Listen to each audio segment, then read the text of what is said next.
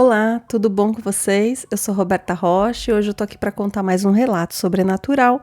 Se você já gosta do tema, já deixa seu like, se inscreva no canal, isso me ajuda muito na divulgação. Se tem um relato que queira estar compartilhando, envia para o e-mail da descrição e bora lá pro relato. A feitiçaria que deu errado. Vou contar um relato que o meu avô sempre conta. No passado, meu avô era caseiro e o braço direito do dono de uma fazenda no interior de Minas Gerais. Seu patrão cultivava café e queria muito modernizar o plantio e a colheita, mas estava sem capital para fazê-lo. A solução que ele encontrou foi colocar uma parte de suas terras à venda, mas com um preço absurdamente maior do que elas realmente valiam. Passaram-se meses e nada. Afinal, ninguém pagaria além do que realmente as terras valessem. A ideia que ele teve para resolver essa questão não foi algo convencional. A melhor saída, na cabeça dele, era de apelar para o sobrenatural. Então, um belo dia, o patrão chamou meu avô, dizendo que queria que ele o acompanhasse num lugar no qual o meu avô não poderia falar para ninguém, que seria um segredo deles. Meu avô topou e, ao cair da noite, foram até a casa de um feiticeiro na pequena cidade. O patrão do meu avô colocou sua demanda e o feiticeiro lhe orientou para trazer os materiais necessários na próxima sexta-feira de lua cheia, que ele ia fazer tudo à meia-noite. Disse que ele ia despachar numa cachoeira e fazer o pedido a uma certa entidade que não vou mencionar aqui. O fazendeiro consentiu e no outro dia cedo, ele e o meu avô foram novamente para a cidade, agora para comprar o que o feiticeiro havia solicitado. No caminho, meu avô foi questionando o patrão sobre aquilo, perguntando se ele tinha certeza que era aquilo que ele queria, se era isso mesmo, se ele tinha certeza que era a melhor forma de fazer o que ele queria. Para o meu avô, mexer com essas coisas sempre dava errado, na opinião dele. Ainda mais com aquele feiticeiro que não tinha uma boa reputação na cidade. Não era nem pelo feitiço ou pela religião, meu avô conta. Ele não tinha nada contra. O problema era quem ia fazer aquilo. O problema era esse feiticeiro. Então o patrão do meu avô olhou bem sério para ele e disse: Olha, Chico, eu preciso vender aquelas terras para poder comprar o maquinário, fazer a estrutura lá e ninguém vai me pagar o preço que eu estou precisando nelas. Só assim para poder a gente conseguir e tudo melhorar para todo mundo. Chegando na loja, o patrão havia gastado um bom dinheiro, pois era muita coisa, mas pagou esperançoso. Na volta, o patrão novamente pediu a ajuda de meu avô, falando que na próxima sexta já era de lua cheia e que ele queria que o meu avô fosse fazer companhia para ele não ir sozinho. Meu avô retrucou, dizendo que era muito tarde e que minha avó ia desconfiar, tentando arrumar uma desculpa, pois estava receoso com isso tudo. Mas o patrão lhe disse que era só falar para ela que ele ia ajudar em um serviço e que não tinha hora para voltar. Meio ressabiado, meu avô topou, pois não viu mais saída para se esquivar desse pedido do patrão. Chegando na sexta-feira, de lua cheia, o patrão chamou meu avô por volta das 10h30. E lá foram eles para a casa do feiticeiro para fazer o despacho. Meu avô não parava de sentir calafrios, e o medo nos olhos do patrão era nítido. O caminho até lá se estendeu em um silêncio ensurdecedor entre os dois. Somente quando chegaram na casa é que o patrão quebrou o silêncio, falando para o meu avô ir ajudar ele a pegar as coisas com o feiticeiro. Após algumas palmas, o feiticeiro saiu com o trabalho. Entregou ao meu avô para colocar na caçamba da caminhonete e, nesse meio tempo, olhando nos olhos do patrão, o feiticeiro disse que o trato dele terminava ali e que agora era com ele. O patrão lhe entregou algum dinheiro ao homem e eles seguiram rumo à tal cachoeira. A cachoeira ela ficava a uns 40 minutos dali e a estrada não era boa, mas foram mesmo assim.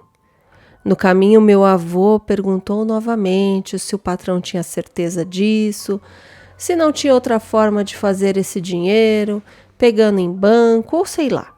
O patrão respondeu que não, que era assim mesmo e que já estava decidido. Chegando lá, escutava-se apenas os grilos cantando, o som da queda d'água ao fundo. O breu da noite envolvia tudo e a brisa gélida tornava tudo ainda mais sinistro. A cachoeira não era de fácil acesso. Era preciso descer um morrinho íngreme com muito cuidado. E assim foram carregando o despacho.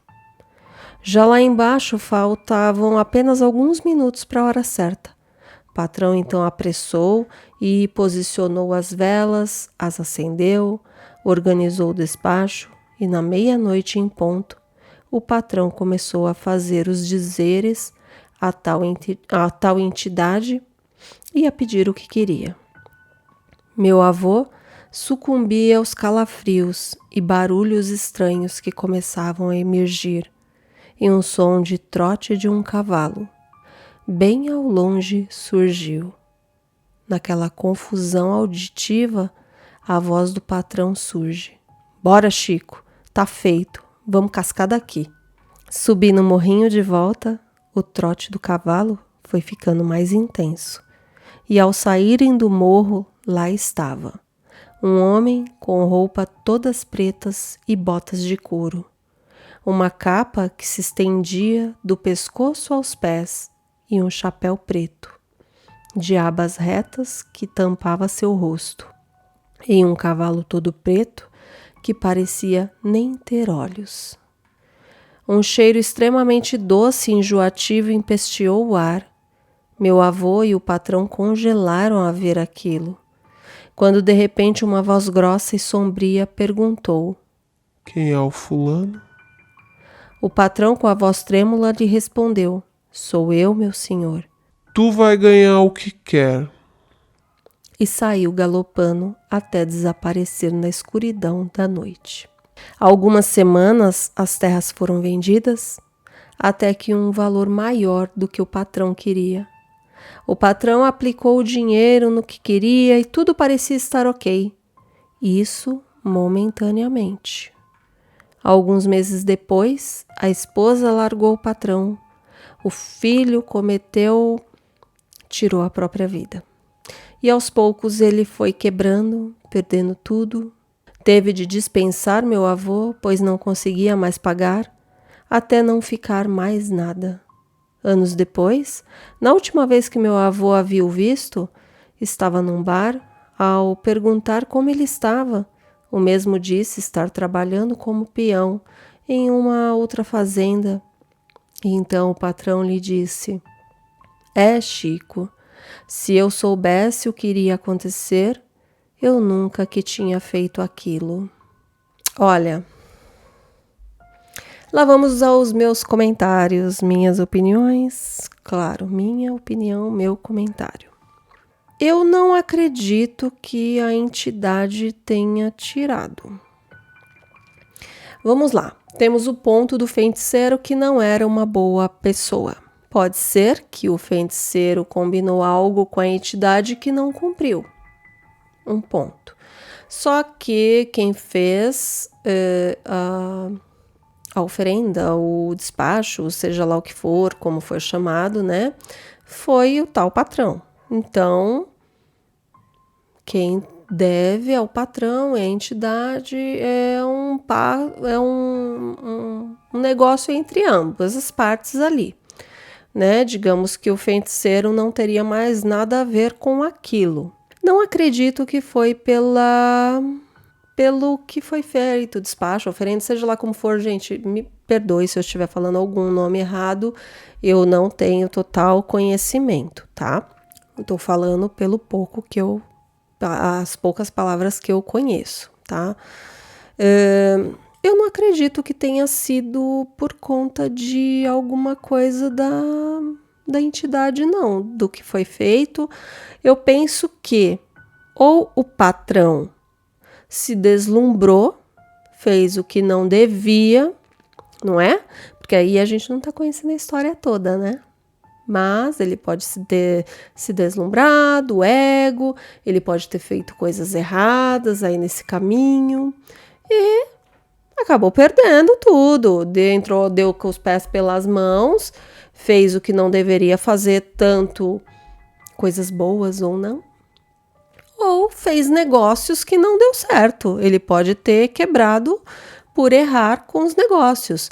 Quanto a mulher ir embora, querer se separar, ele pode ter acontecido qualquer coisa entre os dois. Ela se separou, ela pode ter arrumado outra pessoa e ter se separado. O filho podia estar numa depressão para ter feito o que fez.